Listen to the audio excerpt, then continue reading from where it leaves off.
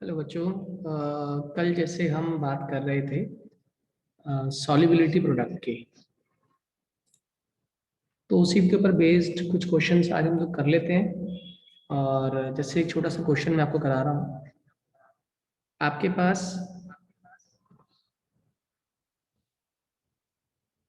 MgOH whole twice दे रखा है और इसकी सॉल्युबिलिटी यानी कि आपको KSP गिवन है। अ, नहीं सॉरी, KSP नहीं, KSP तो फाइंड आउट करना है इसका। इसकी सॉल्युबिलिटी गिवन है आपको। सॉल्युबिलिटी है 8.35 इंटू 10⁻⁻³ ये सॉल्युबिलिटी दी हुई है, आपसे KSP निकालना है। देखो क्वेश्चन बहुत इजी है अगर हम ध्यान से समझें तो। सबसे पहले हम इस MgOH होल ट्वाइस को ही डिसोसिएट करेंगे। तो आप जानते हैं जैसे ही आप MgOH होल ट्वाइस को डिसोसिएट करते हैं, इससे दो तरह के आयंस बनते हैं, Mg2+ और 2OH-। ठीक है। अब देखा जाए तो सॉल्युबिलिटी गिवन तो दे दी इन्होंने, लेकिन MgOH होल ट्वाइस की मुझे अगर कंसंट्रेशन निकालनी है तो कंसंट्रेशन पता होना जरूरी है आपको। तो कंसंट्रेशन और सॉल्युबिलिटी में रिलेशनशिप क्या होती है, हम निकालेंगे concentration of MgOH whole twice is simply equal to solubility, जिसको हम लोग स्ट्रेंथ इन ग्राम पर लीटर कहते हैं, सॉल्युबिलिटी अपॉन। अब देखो सिंपल सी बात है, सॉल्युबिलिटी को मोलर मास से डिवाइड करो तो हमारा कंसंट्रेशन निकल आएगी MgOH होल ट्वाइस की। ये दे रखा है इन्होंने कितना, 8.35 into 10⁻³ upon MgOH whole twice का Mg का मास 24 होता है, O का 32 और 16 × 2 है ना, क्योंकि दो ऑक्सीजन के एटम्स और दो ही हो गए H, तो टोटल ऐड कर लेते हैं, it comes out to be 58। तो इसको डिवाइड कर लेता हूँ, मैंने कैलकुलेटर से कर लिया है। इसकी वैल्यू आ जाएगी 1.44 इंटू 10⁻⁴। ये क्या आ गई, कंसंट्रेशन आ गई, यानी कि मोल्स पर लीटर आ गई। ठीक है। अब इसके तुरंत बाद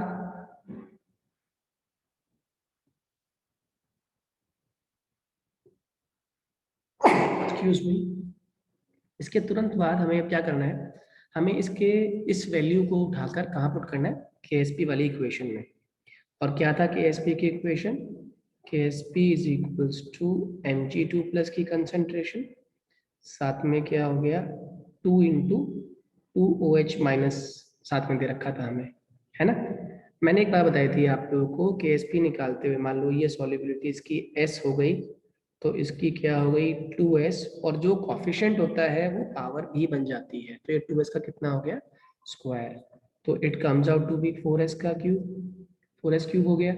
और 4S क्यूब के इक्वल टू में अगर मैं इसकी वैल्यू निकालूं तो 4 इंटू S सॉल्युबिलिटी थी, जो मेरी कितनी निकल के आ गई 1.44 इंटू 10⁻⁻⁴। इसका क्या करना है, मुझे क्यूब करना है और इसे मल्टीप्लाई कर देना है, हमारा आंसर आ जाएगा। मेरी बात समझ आ गई, हाँ या ना।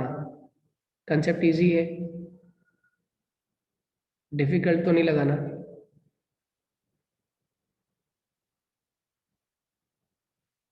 ठीक है, अब आगे की बात करते हैं। ये हमारा कंसेप्ट तैयार हो गया एक सॉलिबिलिटी के बेस क्वेश्चंस के करने के लिए।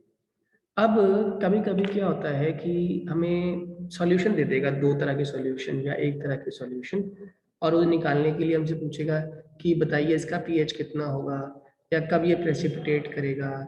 ये ऐसे क्वेश्चन भी बहुत सारे आपके आ जाते हैं। ठीक है, जिसको हम लोग बोलते हैं predicting the ionic precipitation reaction. बताता हूँ कैसे होता है। जैसे मान लो आपको एक क्वेश्चन दे दिया कि आपके पास बेरियम सल्फेट है और इसका सॉल्युबिलिटी प्रोडक्ट दे रखा है आपको कितना, 2 इंटू 10 की 1 इंटू 10⁻⁻10, 1 इंटू 10⁻⁻10 सॉल्युबिलिटी प्रोडक्ट है इसका BaCl2 BaSO4 का। ठीक है, कहता है कि क्या ये BaSO4 प्रेसिपिटेट करेगा, विल इट प्रेसिपिटेट जब पहला पार्ट मैं इसमें 2 into 10⁻³ BaCl2 plus 2 into 10⁻⁴ Na2SO4 डाल रहा हूं। तो क्या ये प्रेसिपिटेट करेगा? अब देखो ऐसे क्वेश्चन को करने के लिए पहले इनको आयनाइज कर लिया करो हमेशा। तो सबसे पहले आप BaCl2 को आयनाइज करिए, क्या बनेगा आप सभी समझते हैं, ये बनाएगा Ba2 प्लस, साथ में बनेगा आपका 2Cl माइनस। ठीक है। अच्छा, इनकी दोनों आयंस की कंसंट्रेशन वही है जो इनकी पोलैरिटी दी हुई है, तो इसका मतलब ये भी कितना है 2 इंटू 10⁻⁻3, क्योंकि बेरियम क्लोराइड के बराबर ही होगा हमारा, हाँ या ना। तो इसका मतलब मेरे पास बेरियम आयन की कंसंट्रेशन 2 × 10⁻³ है। अब इसमें Na2SO4 भी डाला हुआ है। अब Na2SO4 तोड़ लेते हैं। इसे जैसे ही तोड़ोगे क्या बनेगा 2Na प्लस, साथ में क्या बनेगा SO4 2 माइनस, 2Na प्लस, साथ में क्या बना SO4 2 माइनस।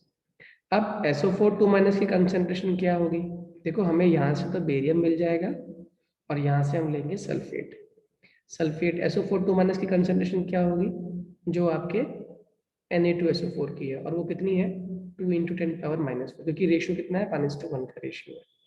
तो SO4 2 माइनस भी हमारा 2 इंटू 10⁻⁻4 हो गया। Am I clear? इतना समझ आ गया होगा। अब इसके आगे की बात सुनिए,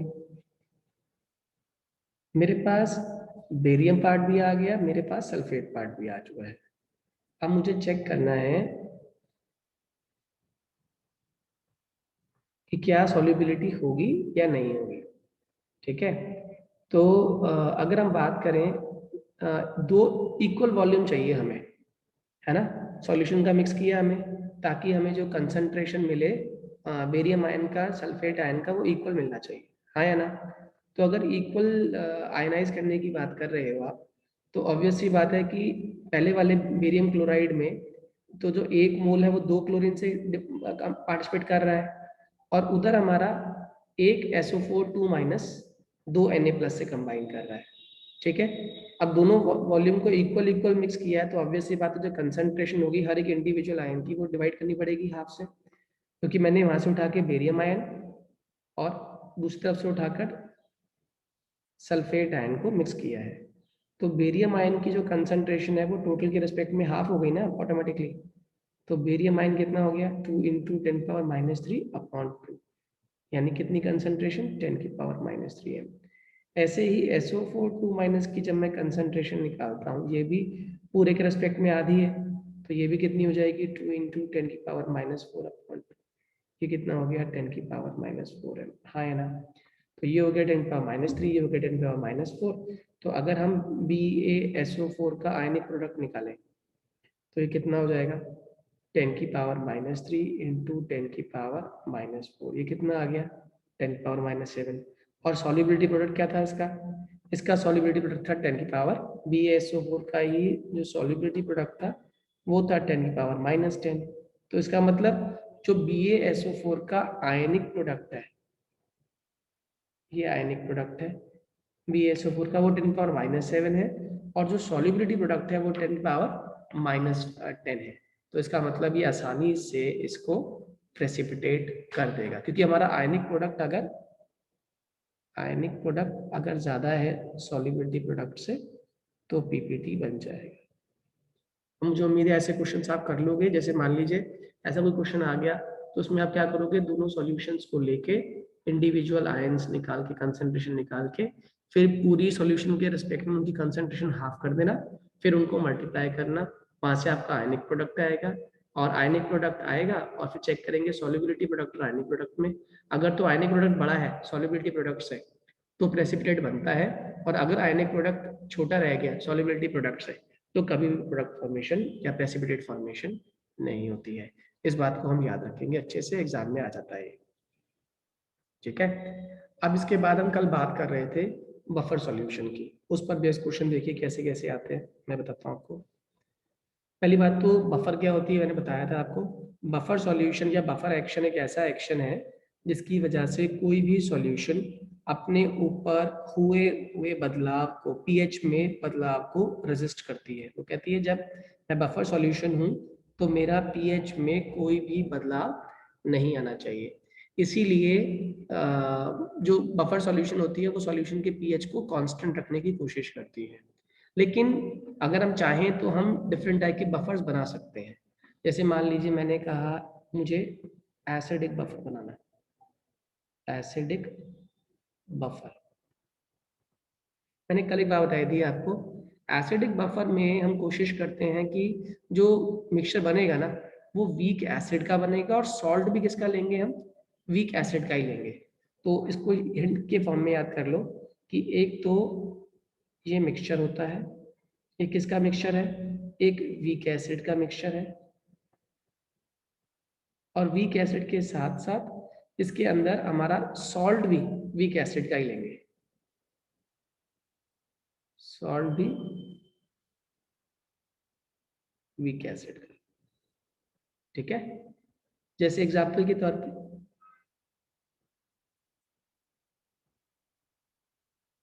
और ये जो सॉल्ट बन रहा है वीक एसिड का किसके साथ बनना चाहिए, बेस स्ट्रॉन्ग होगा इसका, स्ट्रॉन्ग बेस। कंडीशन याद हो गई।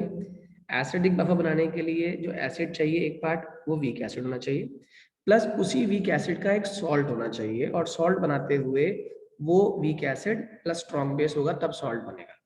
ठीक, एग्जाम्पल के तौर पे देखिएगा, जैसे आपके पास आ गया CH3COOH जो कि एक वीक एसिड को रिप्रेजेंट कर रहा है, प्लस वीक एसिड का स्ट्रॉन्ग बेस के साथ सॉल्ट CH3COONA, क्योंकि CH3COH NaOH नाम के बेस से कंबाइन कर रहा है तो ये बना CH3CONA। तो इस सॉल्यूशन का जो बफर रहेगा वो क्या रहेगा, एसिडिक बफर। ठीक है, और अगर मैं बेसिक बफर की बात करूं तो बेसिक में क्या हो जाएगा, आप खुद बता दोगे आप बेसिक बनाने के लिए, जो मिक्सचर है वो बनेगा वीक बेस से plus salt of weak base, salt of weak base, और एसिड क्या होगा इसका, strong acid with strong acid. याद रहेगा, बात समझ आ रही है। इसका एग्जांपल अगर मैं आपको कहूँ बनाने के लिए तो शायद मुझे लगता है आप लोग बना देंगे। बहुत सिंपल सा एग्जांपल है इसका। पहले आप मुझे बताओ, एक वीक बेस हो गया NH4OH, है ना, और उसी वीक बेस का एक एसिड के साथ सॉल्ट, और एसिड स्ट्रांग होना चाहिए तो NH4OH पे HCl डाल दो। तो ये जो कंपाउंड बना वो बना, एक तो पहले आपने ले लिया weak base plus weak base और स्ट्रॉन्ग एसिड, तो ये बन गया आपका NH4Cl। ये जो मिक्सचर है ये क्या कहलाएगा, आपका बेसिक बफर। याद रहेगा। तो मैंने कल भी आपको बताया था बफर सॉल्यूशन किसी भी तरीके से आयंस की कंसंट्रेशन को सॉल्यूशन में चेंज होने नहीं देती है। ठीक है, अब कुछ फॉर्मूलाज हैं जो हालांकि इस्तेमाल कम होते हैं, जिसको हम लोग वैसे कहते हैं हेंडरसन इक्वेशन, लेकिन कई जगह पे तो ये होता है और कई जगह कट भी गया हुआ है, लेकिन समझने के लिए ठीक है। जैसे अगर हम हेंडरसन इक्वेशन निकाल रहे हैं फॉर एसिडिक बफर,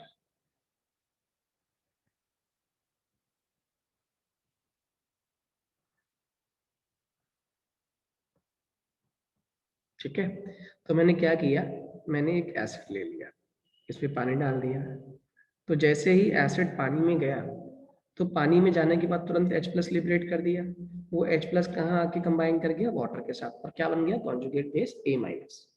ठीक है, अब ये जो वीक एसिड है, हम जानते हैं एसिडिक बफर के लिए जो सॉल्ट बनता है, सॉल्ट भी आपको याद होगा, सॉल्ट होता है वीक एसिड और स्ट्रॉन्ग बेस। तो मान लो BA जो सॉल्ट है इसमें B पार्ट तो बेसिक को रिप्रेजेंट कर रहा है और A पार्ट हमारा एसिड को रिप्रेजेंट कर रहा है, तो ये बनाएगा हमारा B+, और साथ में क्या बन जाएगा, A-। ये बन गई हमारी बफर सॉल्यूशन। अगर मैं अब यहाँ पे इस सॉल्यूशन का Ka निकालूं, Ka ऊपर वाले इक्वेशन का, तो कितना निकल के आएगा, H3 पॉजिटिव, साथ में A- और नीचे Ha। ठीक है, अगर यहाँ से H3O पॉजिटिव की कंसंट्रेशन में निकालूं तो it would come out as Ka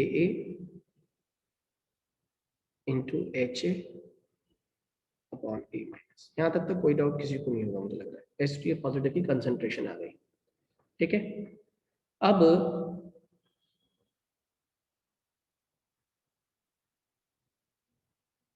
इसी कंसंट्रेशन वैल्यू का हम इस्तेमाल करेंगे, और कैसे करेंगे वो देखिएगा। H3O पॉजिटिव की वैल्यू आप निकाल चुके हो, ठीक। अब H3O पॉजिटिव की वैल्यू निकल गई तो हम जानते हैं कि जितना कंसंट्रेशन A माइनस का है, ऑब्वियस सी बात है, वो कॉरस्पॉन्डिंग सॉल्ट की कंसंट्रेशन के बराबर है, यानी कि A माइनस बराबर है BA के। तो इसका मतलब अगर मैं H3O पॉजिटिव लिख रहा था अभी थोड़ी देर पहले, H3O पॉजिटिव की कंसंट्रेशन, तो वो ऑटोमेटिकली क्या हो गया हमारा Ka।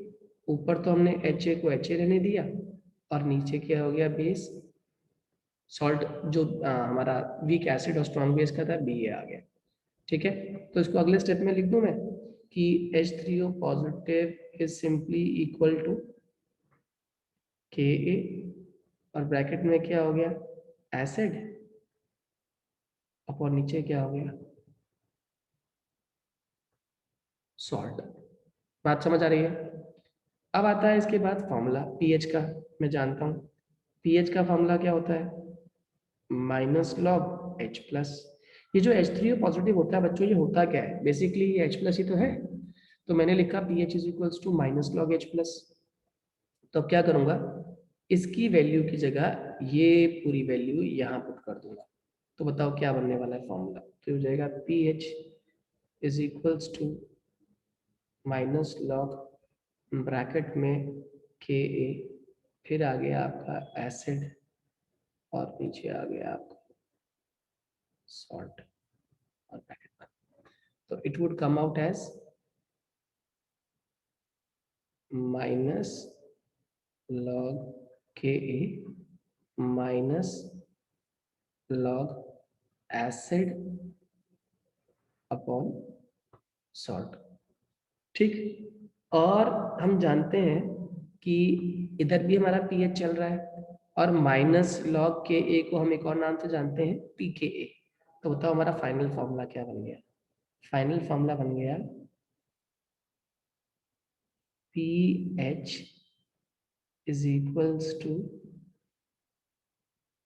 pKa minus log acid upon salt. मुझे लगता है पूरी स्टोरी समझ आ गई होगी।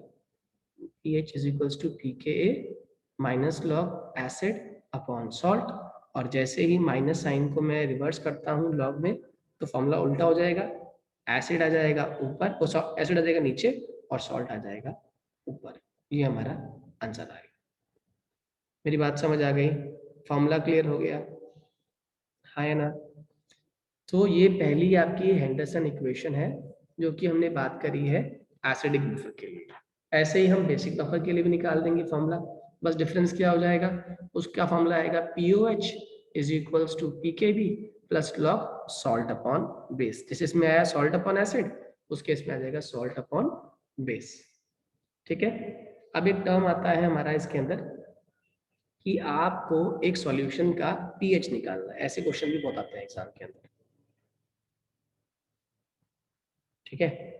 उसने कहा पीएच निकालिए एक सॉल्यूशन का बफर का जिसके अंदर 0.1 m एसिटिक एसिड है,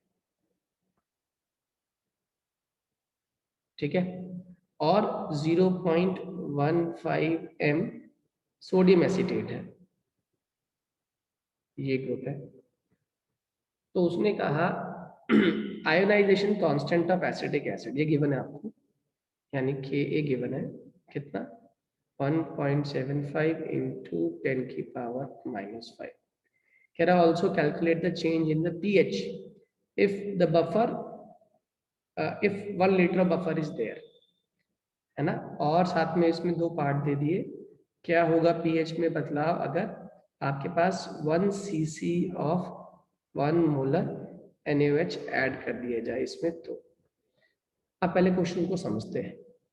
आपको CH3COH दिया है, आपको समझ आ गया इसके अंदर वीक एसिड है, और CH3CONA है, वीक एसिड का स्ट्रॉन्ग बेस के साथ इस्तेमाल किया गया। ये एक एसिडिक बफर है, और एसिडिक बफर का फॉर्मूला आपको तुरंत दिमाग में आना चाहिए, जो होता है pH is equals to pKa plus log, ऊपर आता है सॉल्ट और नीचे आता है एसिड। ये समझ आ गया। अब जब हम बात कर रहे हैं Ka की वैल्यू हमको दे रखी है, डिसोसिएशन कांस्टेंट की वैल्यू हमें दे रखी है, लेकिन pKa क्या होता है हम जानते हैं। pKa is minus log bracket में 1.75 इंटू 10 की पावर -5, ये pKa की बात हो गई। और pKa के साथ साथ प्लस लॉग में क्या आ रहा है, लॉग में सॉल्ट की कंसंट्रेशन कितनी है 0.15, और एसिड की कितनी कंसंट्रेशन है 0.1। यहाँ से मैं क्या निकाल लूंगा, यहाँ से मैं pH निकाल लूंगा, pH निकल जाएगा सॉल्व करके लॉग की वैल्यू देख के। अब pH निकल गया इस सॉल्यूशन का, अभी पार्ट शुरू नहीं हुआ हमारा, सेकंड पार्ट जो था वो था 1 cc ऑफ 1 m NaOH डाल दिया, तब क्या फर्क पड़ेगा। cc इज क्यूबिक सेंटीमीटर, ये बात आपको पता ही है ना। या सिंपली मैं इसको ये कह सकता हूँ कि 1 cc of 1 m NaOH is 10 की पावर -3 मोल। ओके, तो 10 की पावर -3 मोल प्रेजेंट है हमारे पास NaOH का, और एसिडिक एसिड से कंबाइन करके सॉल्ट फॉर्म करेगा, ऑब्वियस सी बात है। अच्छा, सॉल्ट हमारे पास पहले भी कितना था 0.15। अब ये जो आपने एसिडिक एसिड डाला है, इसका अमाउंट भी सॉल्ट में पार्टिसिपेट करेगा, तो एसिड का अमाउंट तो कम हो रहा है ना। इस NaOH डालने से आपके एसिड जो पहले प्रेजेंट है उसका अमाउंट तो कम हो रहा है, और कितना कम हो रहा है, जितनी इसकी मोलर कंसंट्रेशन है। तो 0.10 में से 0.001 m कम हो गया, यानी इतना एसिड कम हो गया आपके पास, तभी तो सॉल्ट बनेगा। Salt plus salt, acid plus base ही तो सॉल्ट बनता है। तो वो जो आपने बेस डाला है, इसने एसिड में एसिड का इतना हिस्सा खत्म कर दिया, अब एसिड इतना बचा है आपके पास। तो एसिड खत्म हुआ तो ऑब्वियस सी बात है क्या बना होगा आपके साथ, सॉल्ट बना होगा। सॉल्ट था कितना पहले 0.15, कितना बना होगा सॉल्ट, जितना आपका एसिड इस्तेमाल हो रहा है, कितना हो रहा है 0.001, तो ये कितना हो गया 0.151 है। मेरी बात समझ आ गई। अब इस क्वेश्चन को उठाओ और फिर से pH के फॉर्मूले में पुट कर दो। क्या है pH का फॉर्मूला, अभी निकाला था आप लोगों ने, pH is equals to pKa